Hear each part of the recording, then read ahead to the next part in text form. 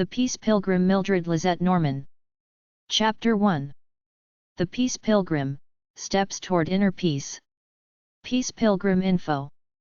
Mildred Lisette Norman, born in 1908, started out pursuing the typical materialistic life of fashion and comfort, but it didn't satisfy her, so on January 1, 1953, she started walking around all over United States and Canada wearing a simple shirt reading "Walking for World Peace."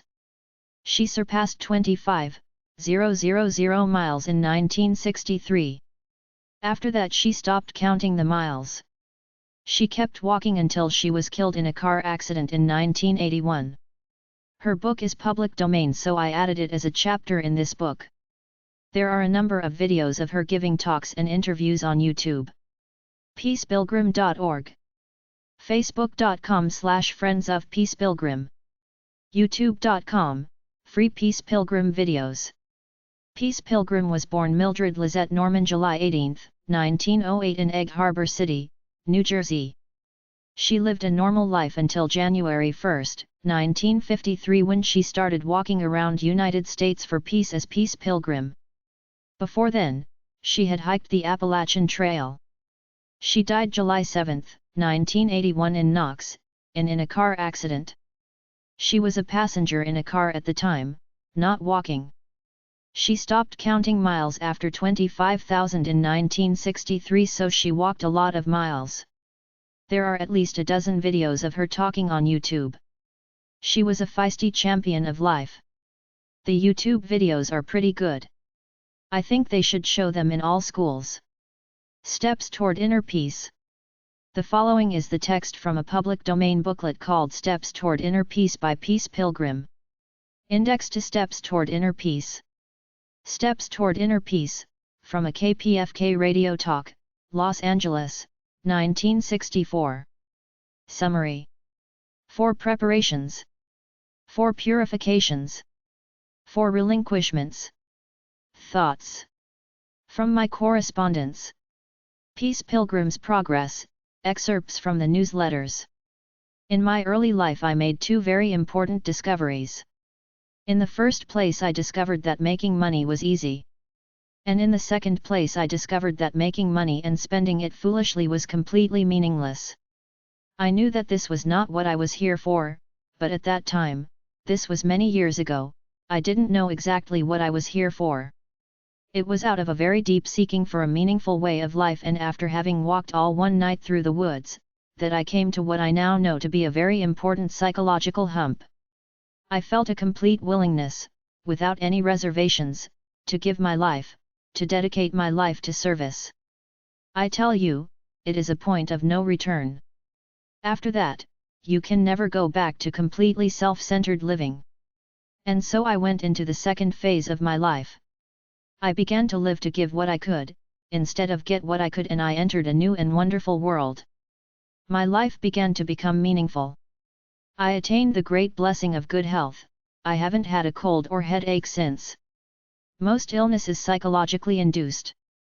From that time on, I have known that my life work would be work for peace, that it would cover the entire peace picture, peace among nations, peace among groups, peace among individuals, and the very, very important inner peace. However, there's a great deal of difference between being willing to give your life and actually giving your life, and for me, 15 years of preparation and of inner seeking lay between. During this time I became acquainted with what psychologists refer to as ego and conscience. I began to realize that it's as though we have 2 selves or 2 natures or 2 wills with 2 different viewpoints. Because the viewpoints were so different, I felt a struggle in my life at this period between the 2 selves with the 2 viewpoints. So there were hills and valleys, lots of hills and valleys. Then in the midst of the struggle there came a wonderful mountaintop experience, and for the first time I knew what inner peace was like. I felt a oneness with all my fellow human beings, oneness with all of creation. I have never felt really separate since. I could return again and again to this wonderful mountaintop, and then I could stay there for longer and longer periods of time and just slip out occasionally. Then came a wonderful morning when I woke up and knew that I would never have to descend again into the valley. I knew that for me the struggle was over, that finally I had succeeded in giving my life, or finding inner peace. Again, this is a point of no return. You can never go back into the struggle. The struggle is over now because you will do the right thing and you don't need to be pushed into it. However, progress is not over. Great progress has taken place in this third phase of my life, but it's as though the central figure of the jigsaw puzzle of your life is complete and clear and unchanging, and around the edges other pieces keep fitting in. There is always a growing edge, but the progress is harmonious. There is a feeling of always being surrounded by all of the good things, like love and peace and joy. It seems like a protective surrounding, and there is an unshakableness within which takes you through any situation you may need to face. The world may look at you and believe that you are facing great problems, but always there are the inner resources to easily overcome these problems. Nothing seems difficult. There is a calmness and a serenity and unhurriedness, no more striving or straining about anything. Life is full and life is good, but life is never more overcrowded. That's a very important thing I've learned. If your life is in harmony with your part in the life pattern, and if you are obedient to the laws which govern this universe, then your life is full and good but not overcrowded. If it is overcrowded, you are doing more than is right for you to do, more than is your job to do in the total scheme of things. Now there is a living to give instead of to get. As you concentrate on the giving, you discover that just as you cannot receive without giving, so neither can you give without receiving, even the most wonderful things like health and happiness and inner peace. There is a feeling of endless energy, it just never runs out, it seems to be as endless as air. You just seem to be plugged into the source of universal energy. You are now in control of your life. You see, the ego is never in control. The ego is controlled by wishes for comfort and convenience on the part of the body, by demands of the mind and by outbursts of the emotions. But the higher nature controls the body and the mind and the emotions. I can say to my body, lie down there on that cement floor and go to sleep, and it obeys. I can say to my mind, shut out everything else and concentrate on this job before you, and it's obedient. I can say to the emotions, be still, even in the face of this terrible situation, and they are still. It's a different way of living. The philosopher Thoreau wrote, if a man does not keep pace with his companions, perhaps he hears a different drummer. And now you are following a different drummer, the higher nature instead of the lower. It was only at this time, in 1953, that I felt guided or called or motivated to begin my pilgrimage for peace in the world, a journey undertaken traditionally. The tradition of pilgrimage is a journey undertaken on foot and on faith, prayerfully, and as an opportunity to contact people. I wear a lettered tunic in order to contact people. It says Peace Pilgrim on the front. I feel that's my name now, it emphasizes my mission instead of me. And on the back it says 25,000 miles on foot for peace. The purpose of the tunic is merely to make contacts for me. Constantly as I walk along the highways and through the cities, people approach me and I have a chance to talk with them about peace. I have walked 25,000 miles as a penniless pilgrim. I own only what I wear and what I carry in my small pockets. I belong to no organization. I have said that I will walk until given shelter and fast until given food, remaining a wanderer until mankind has learned the way of peace.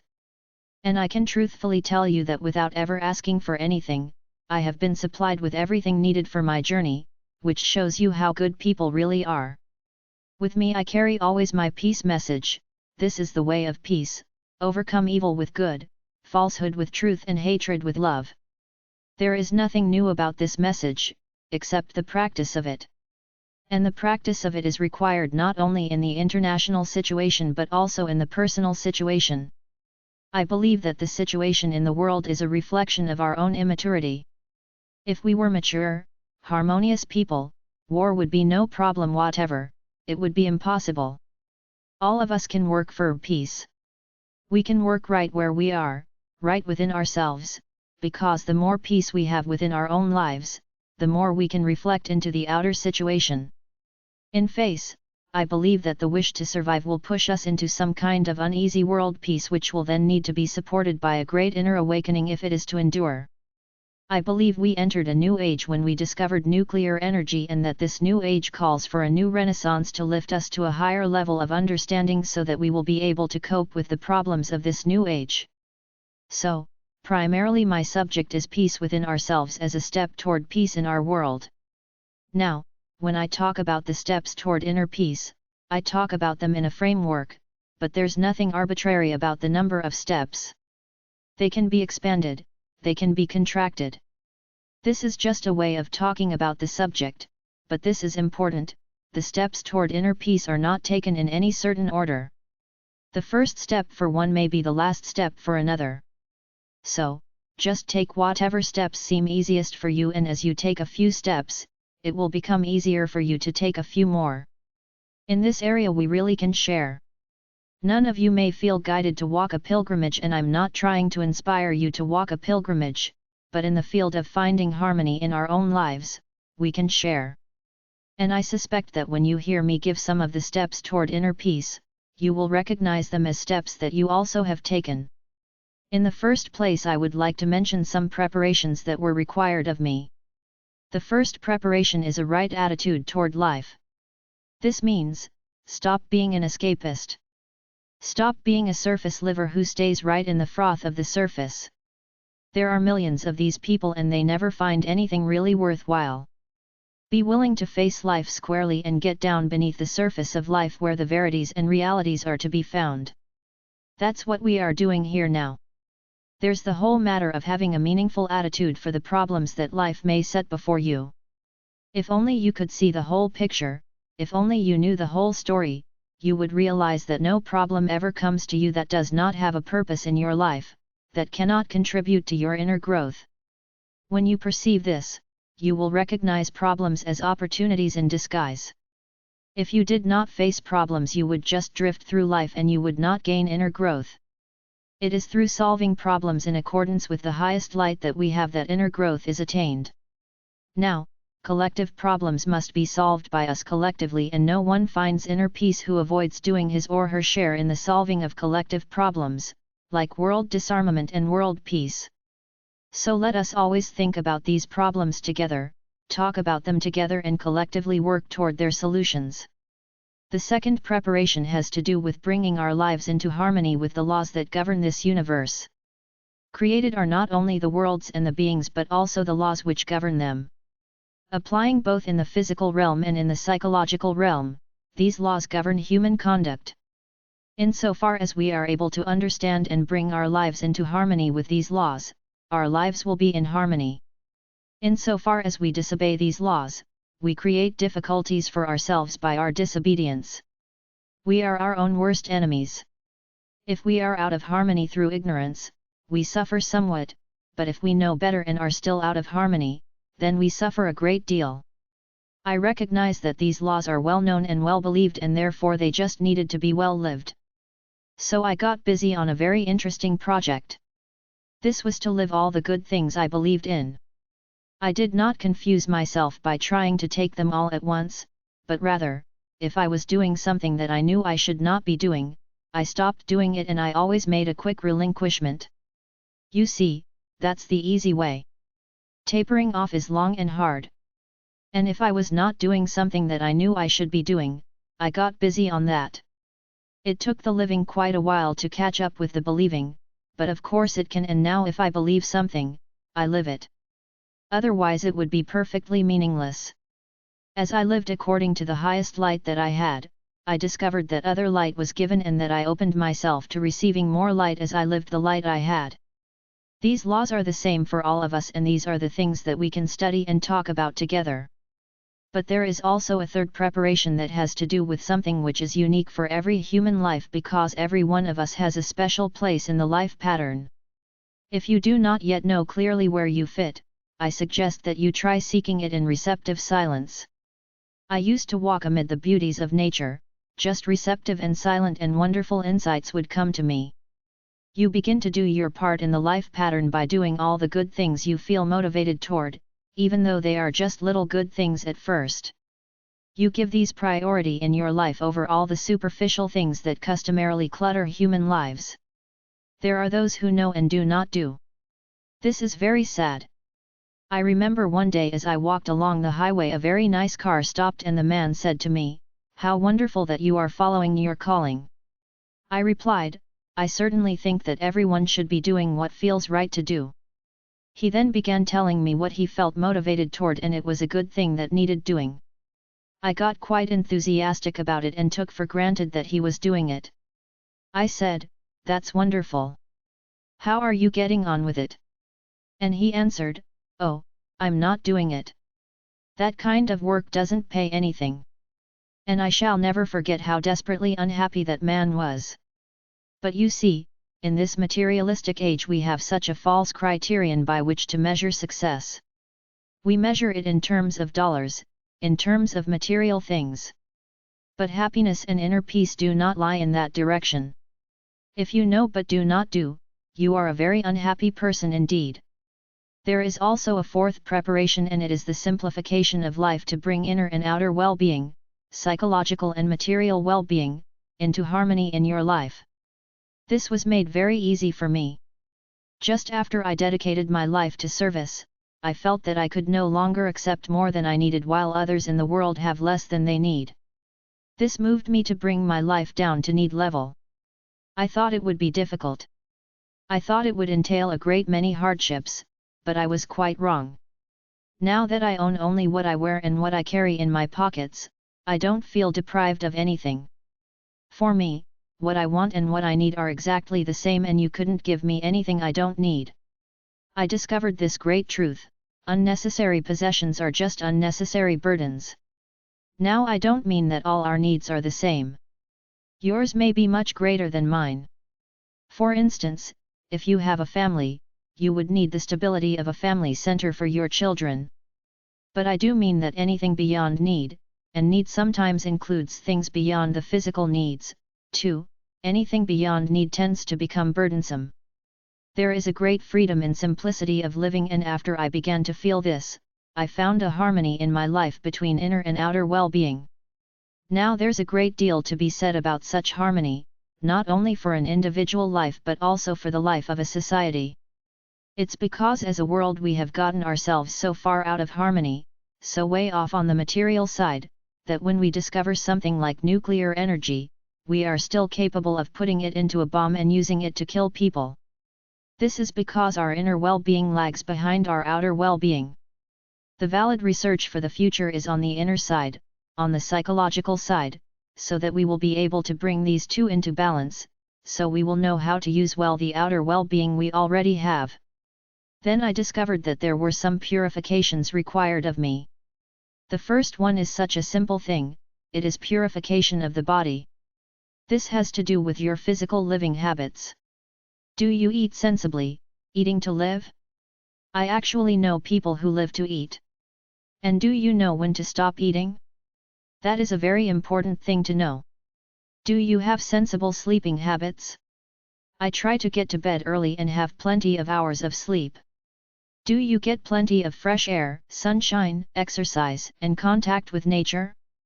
You'd think this might be the first area in which people would be willing to work, but from practical experience I've discovered it's often the last, because it might mean getting rid of some of our bad habits, and there is nothing that we cling to more tenaciously. The second purification I cannot stress too much because it is purification of thought. If you realized how powerful your thoughts are, you would never think a negative thought. They can be a powerful influence for good when they're on the positive side, and they can and do make you physically ill when they're on the negative side. I recall a man 65 years old when I knew him who manifested symptoms of what seemed a chronic physical illness. I talked with him and I realized that there was some bitterness in his life, although I could not find it at once. He got along well with his wife and his grown children, and he got along well in his community, but the bitterness was there just the same. I found that he was harboring bitterness against his long-dead father because his father had educated his brother and not him. As soon as he was able to relinquish this bitterness, the so-called chronic illness began to fade away, and soon it was gone. If you're harboring the slightest bitterness toward anyone, or any unkind thoughts of any sort whatever, you must get rid of them quickly. They aren't hurting anyone but you. It is said that hate injures the hater, not the hated. It isn't enough just to do right things and say right things, you must also think right things before your life can come into harmony. The third purification is purification of desire. What are the things you desire? Do you desire new clothing, or pleasures, or new household furnishings, or a new car? You can come to the point of oneness of desire just to know and do your part in the life pattern. When you think about it, is there anything else as really important to desire? There is one more purification, and that is purification of motive. What is your motive for whatever you may be doing? If it is pure greed or self-seeking or the wish for self-glorification, I would say, don't do that thing. Don't do anything you would do with such a motive. But it isn't that easy, because we tend to do things with very mixed motives, good and bad motives all mixed together. Here's a man in the business world, his motives may not be the highest, but mixed in with them are motives of caring for his family and perhaps doing some good in his community. Mixed motives. Your motives, if you are to find inner peace, must be an outgoing motive, it must be service. It must be giving, not getting. I knew a man who was a good architect. It was obviously his right work, but he was doing it with the wrong motive. His motive was to make a lot of money and keep ahead of the Joneses. He worked himself into an illness, and it was shortly after that I met him. I got him to do little things for service. I talked to him about the joy of service, and I knew that after he had experienced this, he could never go back into really self-centered living. We corresponded a bit after that. On the third year of my pilgrimage route, I walked through his town and I hardly recognized him when I stopped in to see him. He was such a changed man. But he was still an architect. He was drawing a plan and he talked to me about it. You see, I'm designing it this way to fit into their budget, and then I'll set it on their plot of ground to make it look nice. His motive was to be of service to the people that he drew plans for. He was a radiant and transformed person. His wife told me that his business had increased because people were now coming to him from miles around for home designs. I've met a few people who had to change their jobs in order to change their lives, but I've met many more people who merely had to change their motive to service in order to change their lives. Now, the last part. These are the relinquishments. Once you've made the first relinquishment, you have found inner peace, because it's the relinquishment of self-will. You can work on this by refraining from doing any not good thing you may be motivated toward, but you never suppress it. If you are motivated to do or say a mean thing, you can always think of a good thing. You deliberately turn around and use that same energy to do or say a good thing instead. It works. The second relinquishment is the relinquishment of the feeling of separateness. We begin feeling very separate and judging everything as it relates to us, as though we were the center of the universe. Even after we know better intellectually, we still judge things that way. In reality, of course, we are all cells in the body of humanity. We are not separate from our fellow humans. The whole thing is a totality. It's only from that higher viewpoint that you can know what it is to love your neighbor as yourself. From that higher viewpoint there becomes just one realistic way to work, and that is for the good of the whole. As long as you work for your selfish little self, you're just one cell against all those other cells and you're way out of harmony. But as soon as you begin working for the good of the whole, you find yourself in harmony with all of your fellow human beings. You see, it's the easy, harmonious way to live. Then there is the third relinquishment, and that is the relinquishment of all attachments. Material things must be put into their proper place. They are there for use. It's all right to use them, that's what they're there for. But when they've outlived their usefulness, be ready to relinquish them and perhaps pass them on to someone who does need them. Anything that you cannot relinquish when it has outlived its usefulness possesses you, and in this materialistic age a great many of us are possessed by our possessions. We are not free. There's another kind of possessiveness. You do not possess any other human being, no matter how closely related that other may be. No husband owns his wife, no wife owns her husband, no parents own their children. When we think we possess people, there's a tendency to run their lives for them. Out of this develops an extremely inharmonious situation. Only when we realize that we do not possess them, that they must live in accordance with their own inner motivations, do we stop trying to run their lives for them, and then we discover that we are able to live in harmony with them. Now the last, the relinquishment of all negative feelings. I want to mention just one negative feeling which the nicest people still experience, and that negative feeling is worry. Worry is not concern which would motivate you to do everything possible in a situation. Worry is a useless mulling over of things we cannot change. Let me mention just one technique. Seldom do you worry about the present moment, it's usually all right. If you worry, you agonize over the past which you should have forgotten long ago, or you're apprehensive over the future which hasn't even come yet. We tend to skim right over the present time. Since this is the only moment that one can live, if you don't live it, you never really get around to living at all. If you do live this present moment, you tend not to worry. For me, every moment is a new opportunity to be of service. One last comment about negative feelings which helped me very much at one time and has helped others. No outward thing, nothing, nobody from without, can hurt me inside, psychologically.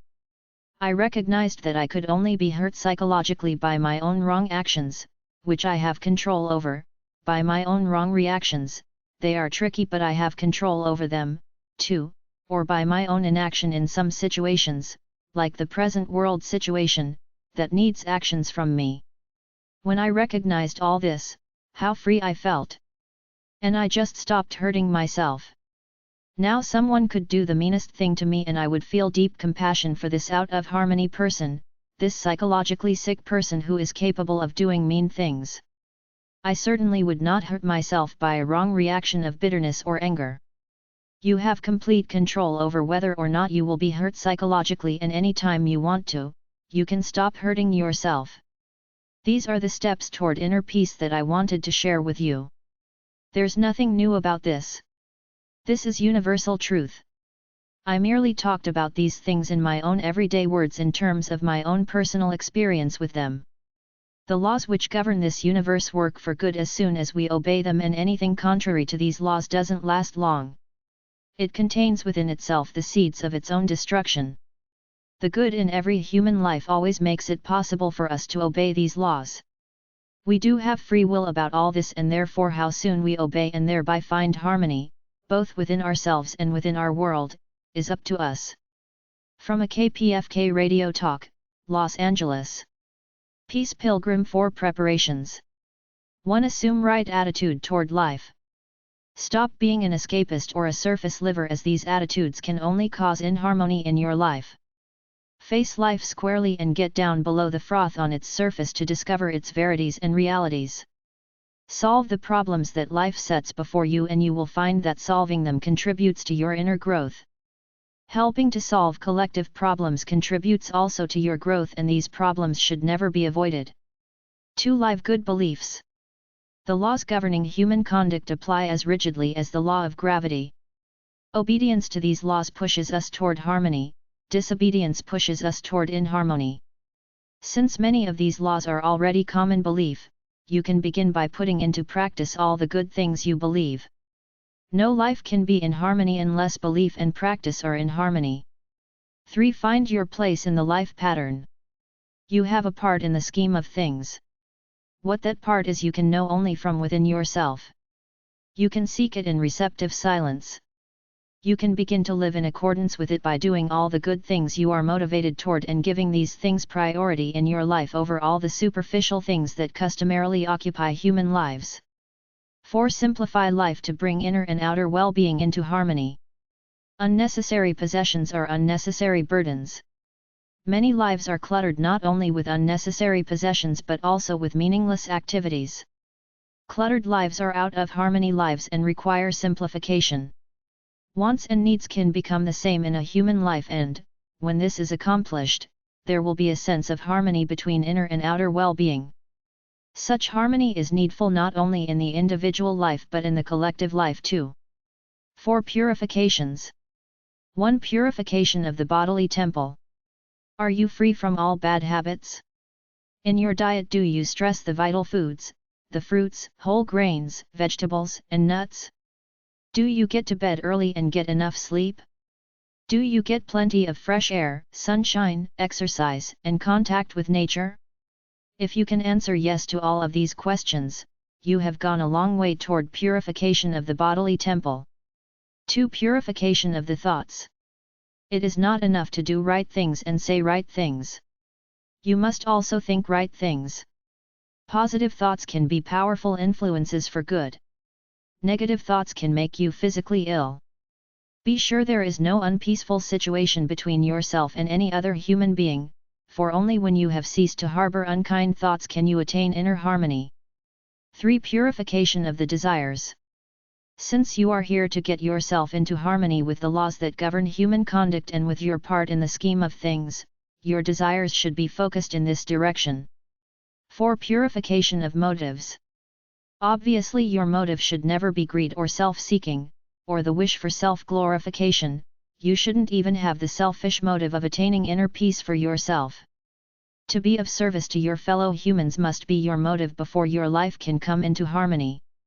4. Relinquishments. 1. Relinquishment of self-will. You have, or it's as though you have, two selves, the lower self that usually governs you selfishly and the higher self which stands ready to use you gloriously. You must subordinate the lower self by refraining from doing the not good things you are motivated toward, not suppressing them but transforming them so that the higher self can take over your life. 2. Relinquishment of the feeling of separateness. All of us, all over the world, are cells in the body of humanity. You are not separate from your fellow humans and you cannot find harmony for yourself alone. You can only find harmony when you realize the oneness of all and work for the good of all. 3. Relinquishment of attachments. Only when you have relinquished all attachments can you be really free. Material things are here for use and anything you cannot relinquish when it has outlived its usefulness possesses you. You can only live in harmony with your fellow humans if you have no feeling that you possess them and therefore do not try to run their lives. 4. Relinquishment of all negative feelings. Work on relinquishing negative feelings. If you live in the present moment, which is really the only moment you have to live, you will be less apt to worry. If you realize that those who do mean things are psychologically ill, your feelings of anger will turn to feelings of pity. If you recognize that all of your inner hurts are caused by your own wrong actions or your own wrong reactions or your own wrong inaction, then you will stop hurting yourself. Peace Pilgrim Final Thoughts. We can all spend our lives going about doing good. Every time you meet a person, think of some encouraging thing to say, a kind word, a helpful suggestion, an expression of admiration. Every time you come into a situation, think of some good thing to bring, a thoughtful gift, a considerate attitude, a helping hand. There is a criterion by which you can judge whether the thoughts you are thinking and the things you are doing are right for you. That criterion is, have they brought you inner peace? If they have not, there is something wrong with them, so keep trying. If you love people enough, they will respond lovingly. If I offend people, I blame myself, for I know that if my conduct had been correct, they would not have been offended, even though they did not agree with me. Before the tongue can speak, it must have lost the power to wound. To those who feel depressed, I would say, try keeping your surroundings full of beautiful music and lovely flowers. Try reading and memorizing thoughts that inspire. Try making a list of all the things you have to be thankful for. If there is some good thing that you have always wanted to do, start doing it. Make a meaningful schedule for yourself and keep to that schedule. Although others may feel sorry for you, never feel sorry for yourself, it has a deadly effect on spiritual well-being. Recognize all problems, no matter how difficult, as opportunities for spiritual growth and make the most of these opportunities. From all the things you read and from all the people you meet, take what is good, what your own inner teacher tells you is for you, and leave the rest. For guidance and for truth, it is much better to look to the source through your own inner teacher than to look to people or books. Books and people can merely inspire you.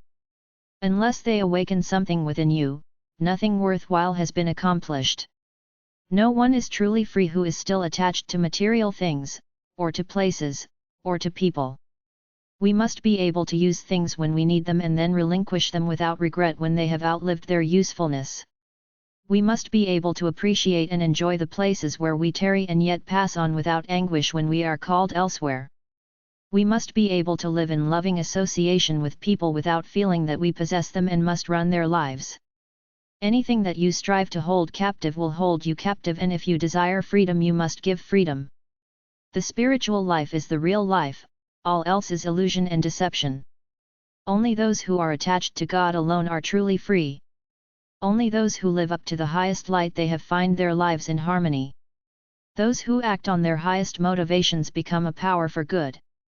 It is not important that others be noticeably affected. Results should never be sought or desired. Know that every right thing you do, every good thing you say, every positive thought you think has good effect. All people can be peace workers. Whenever you bring harmony into any unpeaceful situation, you contribute to the total peace picture. Insofar as you have peace in your own life, you reflect it into your surroundings and into the world. That which is received from without can be compared with knowledge. It leads to a believing, which is seldom strong enough to motivate to action. That which is confirmed from within after it is contacted from without, or that which is directly perceived from within, which is my way, can be compared with wisdom. It leads to a knowing and action goes right along with it. In our spiritual development we are often required to pull up roots many times and to close many chapters in our lives until we are no longer attached to any material thing and can love all people without any attachment to them. You cannot leave a situation without spiritual injury unless you leave it lovingly. If you want to teach people, young or old, you must start where they are, at their level of understanding. If you see that they are already beyond your level of understanding, let them teach you. Since steps towards spiritual advancement are taken in such varied order, most of us can teach one another. Physical violence can end even before we have learned the way of love, but psychological violence will continue until we do. Only outer peace can be had through law. The way to inner peace is through love. Concentrate on giving so that you may open yourself to receiving. Concentrate on living according to the light you have, so that you may open yourself to more light. Sometimes difficulties of the body come to show that the body is just a transient garment, that the reality is the indestructible essence which activates the body. After you have found inner peace, spiritual growth takes place harmoniously because you, now governed by the higher self, will to do God's will and do not need to be pushed into it. Nothing threatens those who do God's will, and God's will is love and faith. Those who feel hate and fear are out of harmony with God's will and are likely to have difficulties. All difficulties in your life have a purpose. They are pushing you toward harmony with God's will. There is always a way to do right. What we suffer from is immaturity. If we were mature people, war would be no problem, it would be impossible. Of course I trust the law of love. Since the universe operates in accordance with the law of love, how could I trust anything else? For light I go directly to the source of light, not to any of the reflections. Also I make it possible for more light to come to me by living up to the highest light I have. You cannot mistake light coming from the source, for it comes with complete understanding so that you can explain and discuss it. Judging others will avail you nothing and injure you spiritually. Only if you can inspire others to judge themselves will anything worthwhile have been accomplished. Never think of any right effort as being fruitless. All right effort bears good fruit, whether we see results or not. Just concentrate on thinking and living and acting for peace and inspiring others to do likewise, leaving results in God's hands. You cannot change anyone except yourself. After you have become an example, you can inspire others to change themselves. In a conflict situation you must be thinking of a solution which is fair to all concerned, instead of a solution which is of advantage to you. Only a solution which is fair to all concerned can be workable in the long run. Your motives must be good if your work is to have a good effect. Peace Pilgrim questions and answers. Q. Do you work for a living? A. I work for my living in an unusual way. I give what I can through thoughts and words and deeds to those whose lives I touch and to humanity. In return I accept what people want to give, but I do not ask. They are blessed by their giving and I am blessed by my giving. Q. Why don't you accept money? A. Because I talk about spiritual truth and spiritual truth should never be sold. Those who sell it injure themselves spiritually. The money that comes in the mail, without being solicited, I do not use for myself, I use it for printing and postage. Those who attempt to buy spiritual truth are trying to get it before they are ready. In this wonderfully well-ordered universe, when they are ready, it will be given. Q. Don't you get lonely or discouraged or tired? A. No. When you live in constant communication with God, you cannot be lonely. When you perceive the working of God's wonderful plan and know that all good effort bears good fruit, you cannot be discouraged. When you have found inner peace, you are in contact with the source of universal energy and you cannot be tired. Q. What can retirement mean to a person? A. Retirement should mean, not a cessation of activity, but a change of activity with a more complete giving of your life to service. It should therefore be the most wonderful time of your life, the time when you are happily and meaningfully busy. Q. How can I feel close to God? A. God is love and whenever you reach out in loving kindness, you are expressing God. God is truth and whenever you seek truth, you are seeking God. God is beauty and whenever you touch the beauty of a flower or a sunset, you are touching God. God is the intelligence that creates all and sustains all and binds all together and gives life to all. Yes, God is the essence of all. So you are within God and God is within you, you could not be where God is not. Permeating all is the law of God, physical law and spiritual law. Disobey it and you feel unhappiness, you feel separated from God. Obey it and you feel harmony, you feel close to God. Q. What are the good things and how do I fill my life with them? A. Good things are of benefit to you and to others. You may get some inspiration from the outside, but in the final analysis you must know from the inside what good things you want to fill your life with. Then you can make a schedule of what you think the good life should be like and live according to that schedule. It may include something beneficial to the body, like walking or exercise. Or something stimulating to the intellect, like meaningful reading. And something uplifting for the emotions, like good music. But most important of all, it needs to include service to others if it is to be spiritually beneficial to you. Q. When confronted with a problem, can I do anything about it intellectually? A. If it's a health problem, ask yourself, have I abused my body? If it's a psychological problem, ask yourself, have I been as loving as God would want me to be? If it's a financial problem, ask yourself, have I lived within my means? What you do in the present creates the future, so use the present to create a wonderful future. Constantly through thought you are creating your inner conditions and helping to create the conditions around you.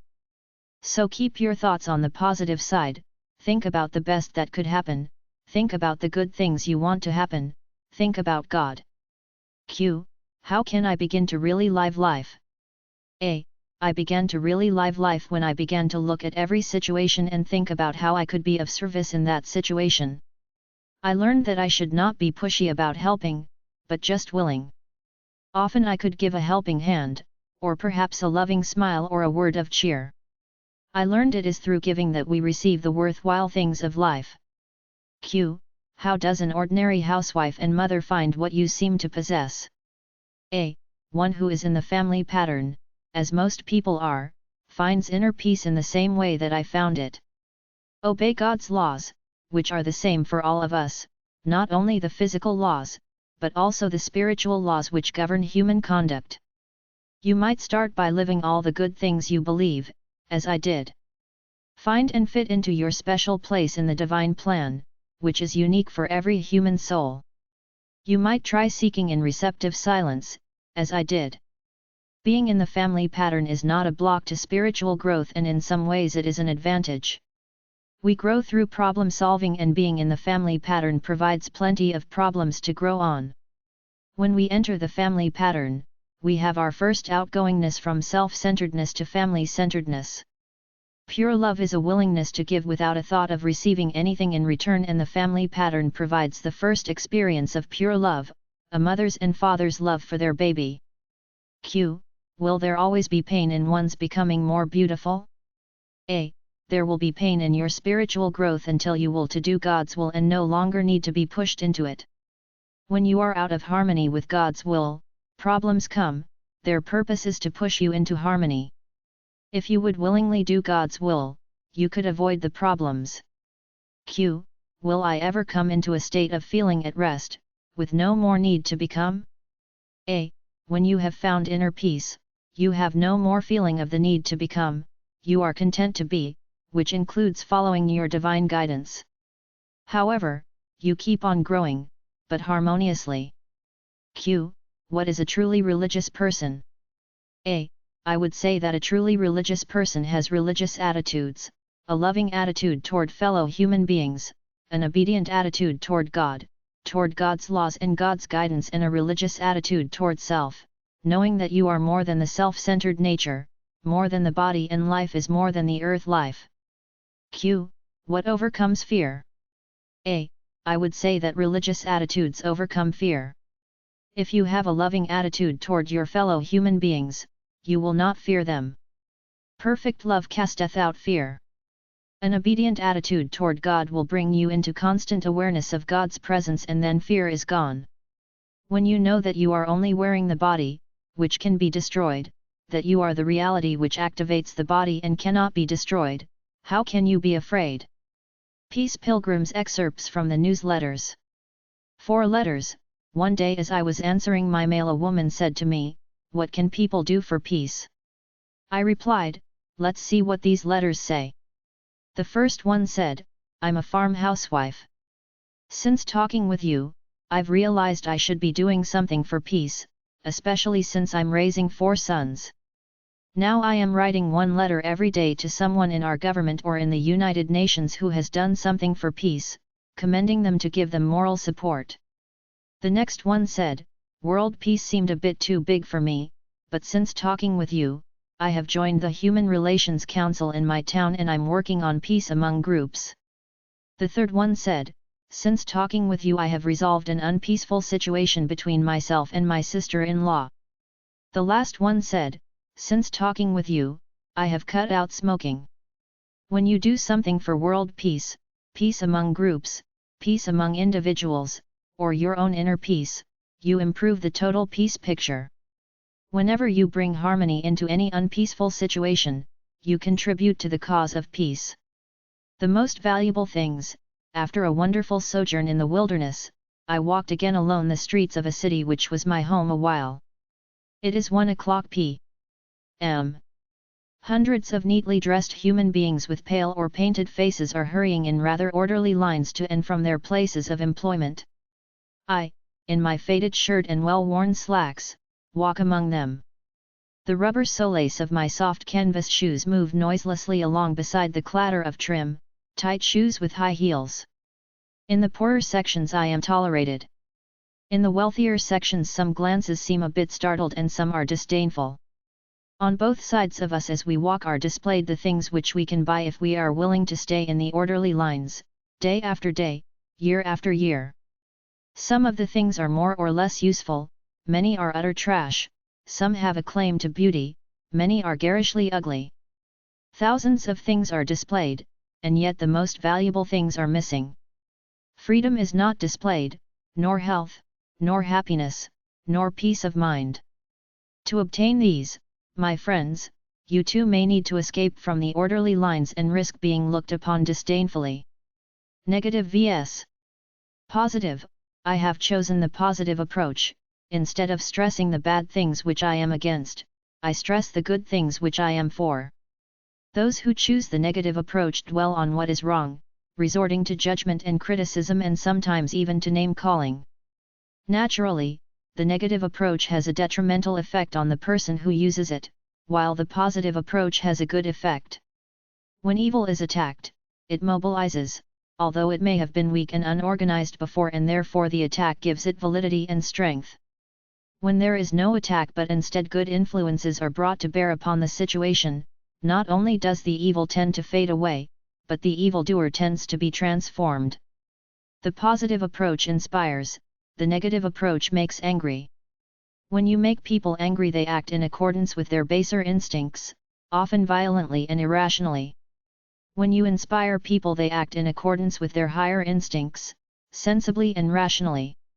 Anger is transient, whereas inspiration sometimes has a lifelong effect. Working for peace, a few really dedicated people can offset the ill effects of masses of out of harmony people, so we who work for peace must not falter, we must continue to pray for peace and to act for peace in whatever way we can. We must continue to speak for peace and to live the way of peace, to inspire others, we must continue to think of peace and to know it is possible. What we dwell upon we help to bring into manifestation. One little person, giving all of her time to peace, makes news. Many people, giving some of their time, can make history. Blessed are they who give without expecting even thanks in return, for they shall be abundantly rewarded. Blessed are they who translate every good thing they know into action, even higher truths shall be revealed to them. Blessed are they who do God's will without asking to see results, for great shall be their recompense. Blessed are they who love and trust their fellow human beings, for they shall reach the good in people and receive a loving response. Blessed are they who have seen reality, for they know that not the garment of clay but that which activates the garment of clay is real and indestructible. Blessed are they who see the change we call death as a liberation from the limitations of this earth life, for they shall rejoice with their loved ones who make the glorious transition. Blessed are they who, after dedicating their lives and thereby receiving a blessing, have the courage and faith to surmount the difficulties of the path ahead, for they shall receive a second blessing. Blessed are they who advance toward the spiritual path without the selfish motive of seeking inner peace, for they shall find it. Blessed are those who, instead of trying to batter down the gates of the kingdom of heaven, approach them humbly and lovingly and purified, for they shall pass right through. You can know God. There is a power greater than ourselves which manifests itself within us as well as everywhere else in the universe. This I call God. Do you know what it is to know God, to have God's constant guidance, a constant awareness of God's presence? To know God is to reflect love toward all people and all creations. To know God is to feel peace within, a calmness, a serenity, an unshakableness which enables you to face any situation. To know God is to be so filled with joy that it bubbles over and goes forth to bless the world. I have only one desire now, to do God's will for me, there is no conflict. When God guides me to walk a pilgrimage, I do it gladly. When God guides me to do other things, I do them just as gladly. If what I do brings criticism upon me, I take it with head unbowed. If what I do brings me praise, I pass it immediately along to God, for I am only the little instrument through which God does the work. When God guides me to do something, I am given strength, I am given supply, I am shown the way, I am given the words to speak. Whether the path is easy or hard, I walk in the light of God's love and peace and joy, and I turn to God with psalms of thanksgiving and praise. This it is to know God. And knowing God is not reserved for the great ones. It is for little folks like you and me. God is always seeking you, every one of you. You can find God if you will only seek, by obeying divine laws, by loving people, by relinquishing self-will, attachments, negative thoughts and feelings. And when you find God, it will be in the stillness. You will find God within. On fear, there's no greater block to world peace or inner peace than fear. What we fear we tend to develop an unreasoning hatred for, so we come to hate and fear. This not only injures us psychologically and aggravates world tension, but through such negative concentration we tend to attract the things we fear. If we fear nothing and radiate love, we can expect good things to come. How much this world needs the message and example of love and faith. The freedom of simplicity. Some seem to think my life dedicated to simplicity and service is austere and joyless, but these do not know the freedom of simplicity. I know enough about food to nourish my body properly, and I have excellent health. I enjoy food, but I eat to live. I do not live to eat, and I know when to stop eating. I am not enslaved by food. My clothes are most comfortable as well as most practical. My shoes, for instance, have soft fabric tops and soft rubber like soles. I feel free as though I were walking barefoot. I am not enslaved by fashion. I am not a slave to comfort and convenience. For instance, I sleep equally well in a soft bed or on the grass beside the road. I am not burdened by unnecessary possessions or meaningless activities. My life is full and good, but not overcrowded, and I do my work easily and joyously. I feel beauty all around me, and I see beauty in everyone I meet, for I see God in everything. I recognize the laws which govern this universe, and I find harmony through gladly and joyously obeying them. I recognize my part in the life pattern, and I find harmony through gladly and joyously living it. I recognize my oneness with all mankind and my oneness with God. My happiness overflows in loving and giving toward everyone and everything. On people in our times, in order to help usher in the golden age, we must see the good in people, we must know that it is there, no matter how deeply it may be buried. Yes, apathy is there and selfishness is there, but good is there also. It is not through judgment that the good can be reached, but through love and faith. Love can save the world from nuclear destruction. Love God, turn to God with receptiveness and responsiveness. Love your fellow human beings, turn to them with friendliness and givingness. Make yourself fit to be called a child of God by living the way of love. Spiritual growth is a process the same as physical growth or mental growth. 5-year-old children do not expect to be as tall as their parents at their next birthday. The first grader does not expect to graduate into college at the end of the term. The truth student should not expect to attain inner peace overnight. Magic formulas. There is a magic formula for resolving conflicts. It is this: have as your objective the resolving of the conflict, not the gaining of advantage. There is a magic formula for avoiding conflicts. It is this: be concerned that you do not offend, not that you are not offended. On immaturity, what people really suffer from is immaturity. Among mature people, war would not be a problem, it would be impossible. In their immaturity, people want, at the same time, peace and the things which make war. However, people can mature just as children grow up. Yes, our institutions and our leaders reflect our immaturity, but as we mature we will elect better leaders and set up better institutions. It always comes back to the things so many of us wish to avoid, working to improve ourselves. My message, my friends: the world situation is grave. Humanity, with fearful faltering steps, walks a knife edge between complete chaos and a golden age, while strong forces push toward chaos. Unless we, the people of the world, awake, form our lethargy and push firmly and quickly away from chaos, all that we cherish will be destroyed in the Holocaust which will descend.